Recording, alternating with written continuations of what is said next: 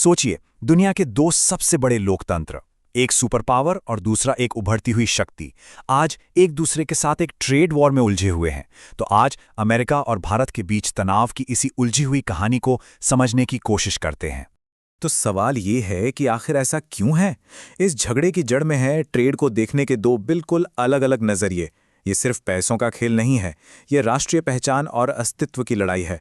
America के लिए ये एक सीधा साधा हिसाब है, ट्रेड डेफिसिट मतलब घाटा, बात खत्म। लेकिन भारत के लिए मामला बिल्कुल अलग है। ये करोड़ों किसानों की रोजी रोटी का सवाल है। ये एक तरह से नेशनल सिक्योरिटी का मुद्दा बन जाता है, जिस पर कोई समझौता हो ही नहीं सकता। अब आज की इस लड़ाई को समझने के लिए हमें थोड़ा पीछे जाना होगा, इतिहास में। और कहानी शुरू होती है एक बहुत ही आम से शब्द से, जो इस पूरे झगड़े के सेंटर में है, टैरिफ। देखिए, टैरिफ कोई आज की बात नहीं है, सदियों पुरानी कहानी है इसकी। प्राचीन मेसोपोटामिया में इसे निशातुम कहते थे, एक तरह की परमिशन फीस। रोमन साम्राज्य में यही चीज पोटोरिया बन गई। बहुत लंबे समय तक इसका मकसद सिर्फ एक ही था, सरकार के लिए रेवेन्यू कमाना। लेकिन फिर धीरे धीरे इसका मतलब और मकसद दोनों ही बदल गए।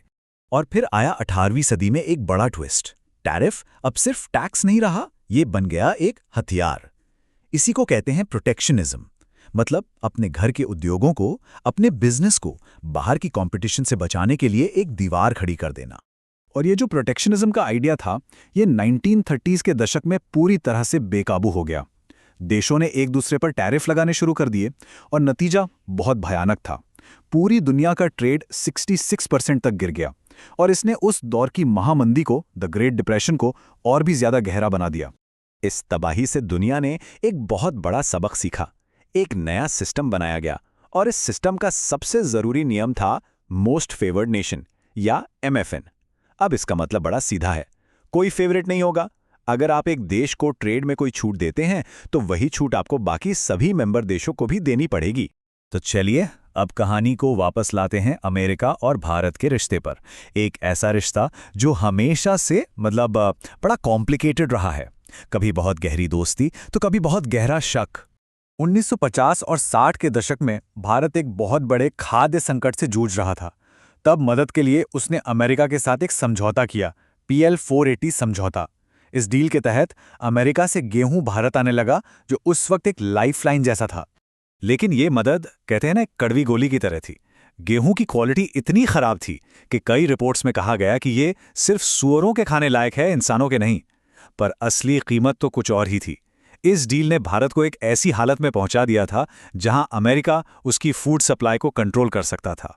अमेरिका ने इस निर्भरता का इस्तेमाल एक पॉलिटिकल हथियार की तरह किया। अपनी बात मनवाने के लिए अनाज की सप्लाई रोकने की धमकी तक दी गई। ये भारत के लिए एक बहुत बड़ा राष्ट्रीय अपमान था और उस जख्म की याद आज भी भारत की पॉलिसीज में दिखती है।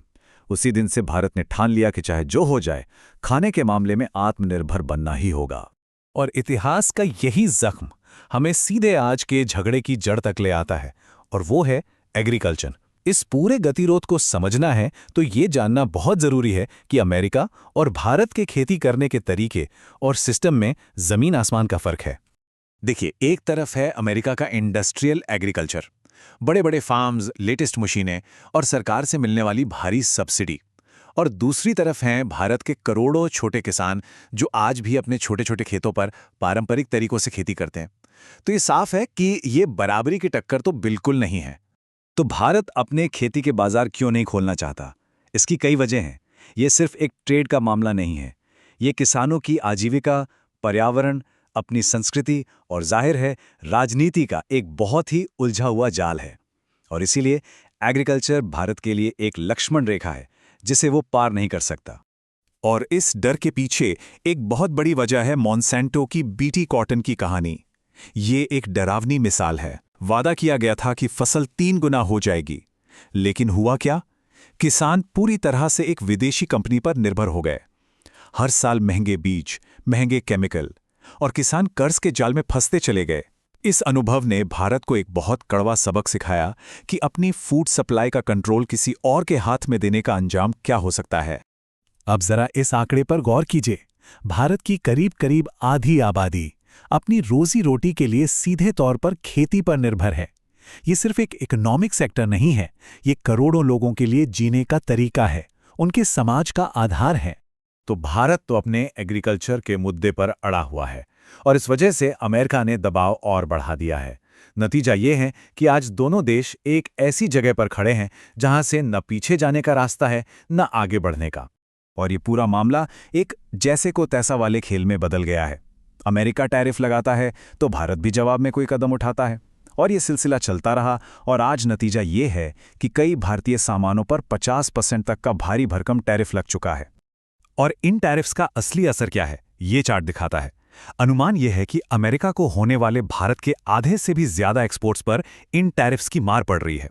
ये भारतीय अर्थव्यवस्था के लिए वाकई एक बहुत बड़ा झटका है। अब देखिए, ये ट्रेड वॉर किसी वैक्यूम में नहीं हो रहा है। ये दो बहुत अहम स्ट्रेटेजिक पार्टनर्स के बीच एक गहरी दरार डाल रहा है, और वो भी एक ऐसी दुनिया में जो पहले से ही बहुत अनिश्चित है।